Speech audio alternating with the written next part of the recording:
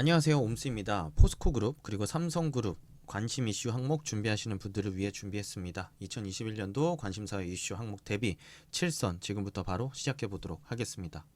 자, 첫 번째는 바로 바이든 대통령 당선 후라는 내용의 제목으로 제가 이슈를 좀 소개해 드릴까 합니다.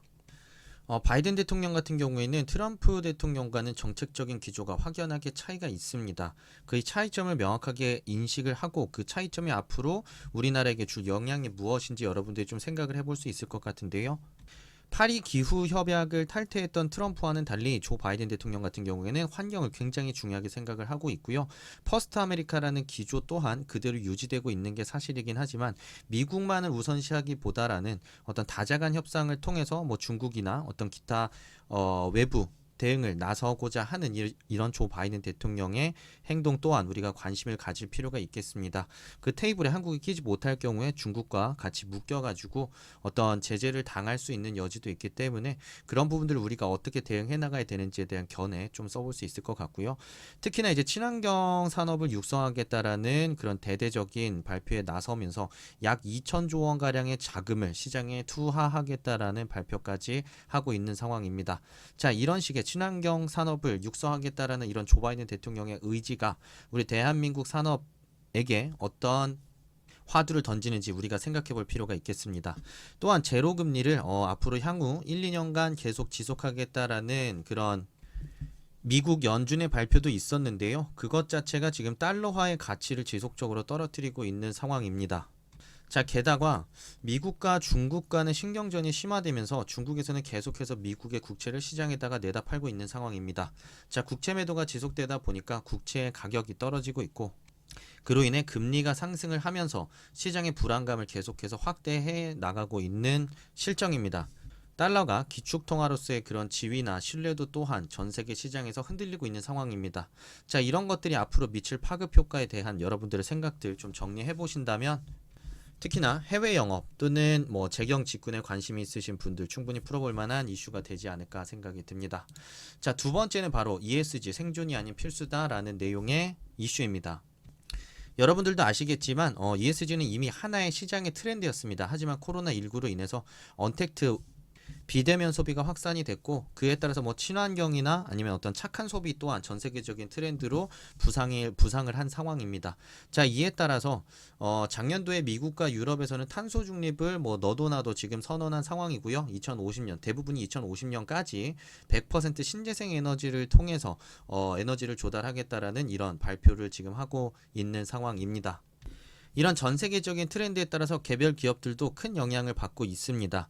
ESG로의 전환을 빠르게 하지 못할 경우에는 전 세계 시장의 투자자들로부터 선택을 받지 못하게 될 가능성이 높아진 상황입니다. 그렇기 때문에 이 ESG 경영을 반드시 이제 신경을 써야 되는 상황이고요. 자, 이 정도까지 이슈에 대해서는 누구나 잘 알고 있습니다. 여러분들이 이 ESG에 대한 이슈를 다루고자 한다면 이 ESG에 해당하는 영역들, environment, social 그리고 governance 세 가지 영역에 대한 주제를 다 다뤄주시는 게 좋고요. 지금 환경적인 부분 위주로 많이 치우쳐져 있는데 social과 governance 위주로 하는 접근이 무엇인지 여러분들의 생각 같이 좀 제시해 보시면 더 좋을 것 같습니다.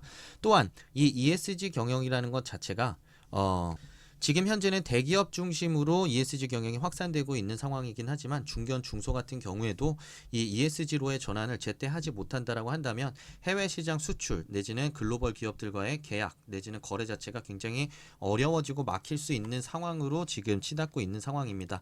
자, 이런 상황에서 어떻게 이런 중견 중소까지 ESG 전환을 좀 이렇게 안정적으로 할 수 있을 것인가에 대한 고민들도 좀 해볼 필요가 있지 않을까 생각해 볼 수 있겠습니다. 국가 경쟁력 제고 차원에서도 반드시 우리가 생각해 볼 이슈라고 생각이 듭니다. 자, 세 번째는 ESG와 같은 맥락이긴 하지만 별도로 볼 필요가 있다고 생각합니다. 신재생 에너지 전환과 에너지 믹스에 대한 이야기입니다. 자, 지금 대한민국의 에너지 정책의 대표적인 어떤 이슈라고 한다면 여러분들도 잘 아시겠지만 탈원전입니다. 자, 그리고 그에 따라서 탈원전과 함께 화력 발전에 대한 의존도를 낮추고 신재생 에너지 비중을 높이겠다라는 식으로 지금 정부 정책의 기조를 이미 정한 상태인데요. 여기서 생각해 볼 문제가 있다면 이 원자력 기술이 우리나라에선 탈원전을 지향하고 있지만 실제로 탈원전을 부르짖었던 해외 유수 국가들 같은 경우에도 다시 원전 발전을 다시 채택하고 있는 상황이라는 점을 우리가 주목할 필요가 있겠습니다. 자, 탄소 중립 실현을 위해서 화석 발전에 대한 석탄 화력 발전에 대한 의존도를 줄이고 신재생 에너지 비중을 높여야 되는데 아무래도 신재생 에너지 같은 경우에는 발전 효율이 떨어지다 보니까 신재생 에너지만으로 탄소 중립, 그러니까 기존의 석탄 화력 발전으로 줄어든 에너지 양을 모두 다 충원하기에는 부족함이 있을 수밖에 없습니다. 자, 그 에너지원을 메우기 위해서는 굉장히 효율이 좋고 친환경적인 원자력이 필요하다라고 모두가 생각하고 있는 상황이라고 생각하시면 되겠습니다. 유럽과 미국 원자력을 다시 채택하고 있는 관련된 사례들, 뉴스들 얼마든지 쉽게 찾을 수 있기 때문에 이런 것들 근거로 해서 원자력에 대한 균형감 있는 관점이 필요하다는 생각도 좀 제시해 볼 수 있을 것 같고요. 또한 갑작스러운 신재생 에너지 전환 과정에서 발생할 수 있는 그런 갑작스러운 어떤 비용 부담들, 에너지 수급 비용 상승 자체가 국가와 가계 그리고 기업에게 영향을 미칠 수 있기 때문에 그런 관점에서 좀 더 점진적인 변화가 필요하다라는 관점도 생각해 볼 수 있지 않을까 얘기를 해보고 싶습니다. 자, 네 번째는 상법 개정안, 그리고 노동상법, 그리고 화관법 등 현재 기업 활동을 옥죄고 있는 다양한 이 규제와 관련된 이야기들을 해보고 싶습니다. 상법 개정안에 관련된 내용을 좀 찾아보게 되면 국내 기업들의 경영 활동에 제약이 생길 수밖에 없는 규제들이 있습니다. 뭐 규제가 맞다 틀리다를 떠나서 이런 규제가 도입됨으로 인해서 우리 기업들이 대처해야 되는 어떤 새로운 이슈들은 무엇인지, 이 이슈들을 대응하는 과정에서 발생하게 되는 어떤 그런 불필요한 법률 비용, 그리고 그런 시간들이 앞으로의 어떤 기업의 성장에 있어서 이 발목을 잡는 이슈가 될 수 있는지에 대한 여러분들의 생각 좀 생각해 볼 수 있을 것 같고요. 노동 3법에 대한 이슈도 물론 이슈 자체가 굉장히 정치적으로 민감할 수는 있습니다. 하지만 하나의 흐름이라고 생각을 해본다고 한다면 이미 확정이 났죠. 기업의 입장에서 어떻게 대응해 나가야 되는지, 노동 3법에 대한 어떤 대응 전략, 향후 변화, 그리고 어떤 식의 좀 더 완화된 관점이 좀 필요하다고 생각하는지 여러분들의 견해까지 좀 제시해 볼 수 있을 것 같습니다. 특히나 이게 상장 기업이나 대기업들에게 굉장히 큰 영향을 미칠 수 있는 법들인데요. 무엇보다도 중소기업들에게 그 타격이 더 크다고 할 수 있습니다. 충분한 자금 여력과 그리고 재원 마련이 쉬운 대기업이나 중견 그룹 같은 경우에는 어느 정도 꾸역꾸역 대응을 해나갈 수 있긴 하겠지만 비용적인 어려움, 인력적인 어려움, 여러 가지 이 어려움에 처한 중소기업 입장에서는 이런 새로운 규제들이 계속해서 쌓여 나가는 것들이 굉장히 경영 환경을 악화시키는 데 있어서 부정적으로 작용할 수밖에 없습니다. 자, 중소기업이 직면하고 있는 어려움들이 산업 생태계 전체에 미치는 악영향도 클 수가 있고, 이런 산업 전체에 악영향을 크게 미친다라고 한다면 중견이나 대기업까지 이어지는 산업 밸류체인 생태계 자체가 좀 더 영향받을 수도 있기 때문에 이런 이슈들에 대한 여러분들의 견해, 그리고 어떻게 대응해 나가는 게 좋을지에 대한 생각들도 충분히 제시해 볼 수 있는 중요한 이슈라고 할 수 있겠습니다.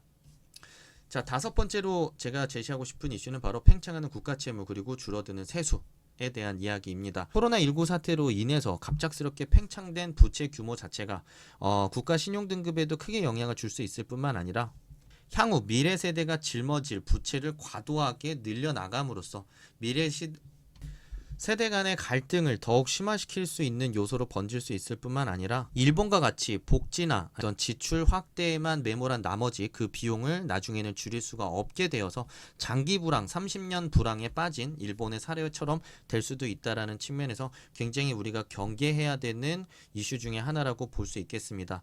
자, 게다가 작년도 법인세가 그 전년도에 비해서 거친 비중이 아마 10% 이상 줄어든 걸로 제가 기억을 하고 있는데, 국가에서 지출하는 세출은 계속해서 늘어나고 있는데 세입은 계속해서 줄어들고 있는 상황입니다.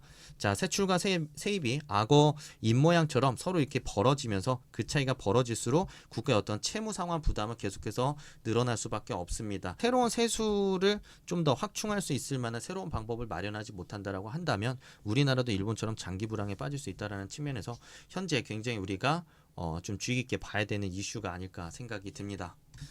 자, 경우에 따라서는 세수를 계속해서 확대하고 법인세를 늘리거나 아니면 기업 활동을 규제하는 방향이 아니라 좀 다소 완화시켜서 기업들이 좀 더 적극적으로 투자에 나서고, 그리고 그 투자가 고용으로 선순환을 일으키면서 세수를 추가적으로 확충할 수 있는 방안까지도 우리가 생각해 볼 수 있겠다라는 그런 여러분들의 견해도 좀 제시를 해볼 수 있겠습니다. 자, 여섯 번째는 이 산업의 패러다임이 크게 변화하고 있습니다. 개별 기업들, 지금까지는 개별 기업들이 자체적으로 신사업을 추진하고 어떤 M&A를 통해서 자신들이 하고 싶은 사업을 인수해서 진출을 하려고 했다라고 한다면, 지금은 산업의 변화 자체가 굉장히 빠르고 그 속도를 직접 따라가기에는 버거운 상황이 되었습니다. 자, 그렇기 때문에 이제는 이종 산업 간의 합종 연행, 연합, 그리고 협동이 필수적인 시대가 되었습니다. 자, 이런 이슈들에 대해서 여러분들의 견해 제시해 볼 수 있습니다. 대표적인 게 수소동맹이라고 할 수 있습니다.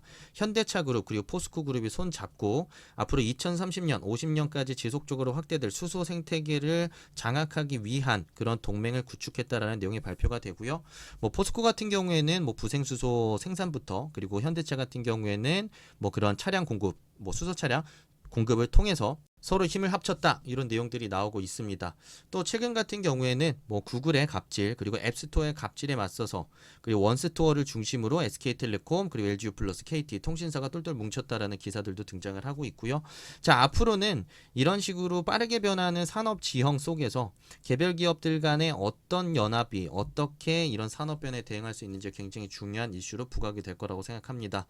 자, 여러분들이 생각하는 그런 이런 합종 연행, 어떻게 우리가 이 시기를 극복해 나가야 되는지, 관심 있는 산업군 중심으로 아니면 되게 인상 깊었던 연합 사례를 중심으로 그런 이슈를 던지고, 뭐 포스코가 직면하고 있는 앞으로 어떤 신사업들, 어떤 협업을 통해서 해결해 나갈 수 있을 거라고 생각하는지 여러분들의 견해도 제시해 볼 수 있겠습니다.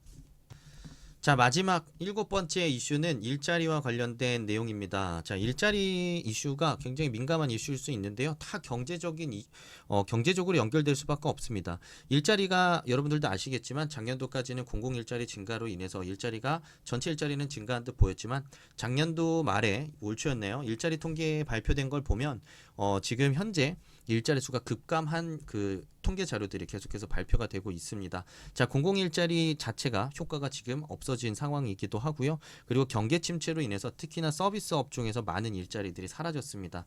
자, 일자리가 사라지게 되면 사람들의 소비가 줄어들 수밖에 없죠. 소비가 줄어들게 되면 사람들이 구매하는 그런 액수가 줄어들게 되고, 구매하는 액수가 줄어들게 되면 기업들의 생산도 줄어들게 될 수밖에 없습니다. 제품과 서비스를 만들어서 사람들이 구매를 해줘야 지속적인 어떤 생산을 하게 되는데, 소비의 주체가 사라지게 되니 당연히 생산 또한 줄어들 수밖에 없는 거죠. 생산이 줄어들면 또 마찬가지로 설비 투자도 줄어들게 되고, 설비 투자가 줄어들게 되면 또 마찬가지로 기업의 일자리가 줄어들게 되는 악순환에 빠지게 됩니다. 자, 그렇기 때문에 일자리 문제는 굉장히 심각한 문제고요. 자, 이런 일자리 문제가 계속해서 지속이 된다라고 한다면 청년 실업 문제도 더욱더 확대가 될 수밖에 없습니다. 자, 청년이 제때 취업을 하지 못하게 되고, 이